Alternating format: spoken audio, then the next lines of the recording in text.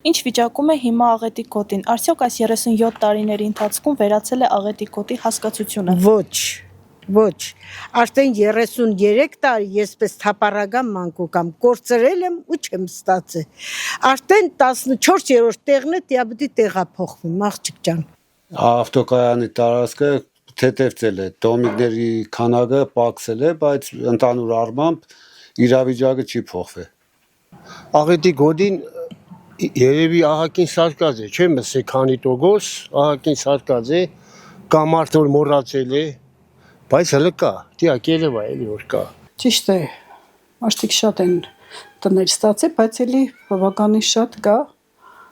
չէ, այդպես չէ որ Աղետի գոտին կարելի համարել վերացած։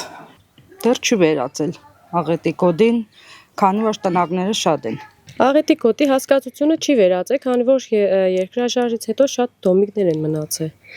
Իմ կարծիքով չէ։ Ինչ աղկա համարը քան դոմիկ են կանոր պակսը էդե։ Ինձ համար չի վերացել, որովհետև 33 արդեն 33 տարի ապրում եմ այս բնակում։ Այն ժամանակ ես երկու աղջիկներ էինք, ընտանիքս բազմացել է։ Իսկում ղեկավարման տարիներին են ավելի շատ շինարարական աշխատանքներ կատարվել ու մարդիկ տնակներից նոր տներ են տեղափոխվել։ Ես չեմ կրնասում ժամանակեն այդպես եղել, համենայն դեպս ամեն ղեկավար իր գործը արել է։ Այդ կդրվածքով որ վերցնենք Վարդան Ղուկասյանի ժամանակ է ավելի շատ շինարարություն եղել, քան մնացած է։ Թե ես կարող եի ասել Վարդան Ղուկասյանի ժամանակ, բայց համենայն դեպս բոլորն էլ այդպես ուշադրություն չեն դարձնում տնակ հասկացողությունը։ Հիմա էլ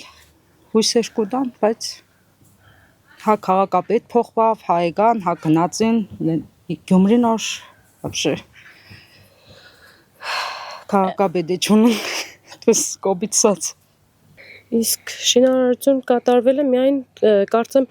Վարդան Ղուկասյանի օրոք Գյումրիում։ Դրանից հետո ես չեմ նկատել, որ շինարարություն լինի Գյումրիում եւ բնակարաններ հասկացնեն դոմիկներում ապրող մարդկանց։ Օրինակ ես մեզ թաղը 1000 բնակարան էր, 1000 ընտանիք կապրեին, 1000-1100 երևի, բայց սա Քոչարյանի ու Սերժի ժամանակ գնացին։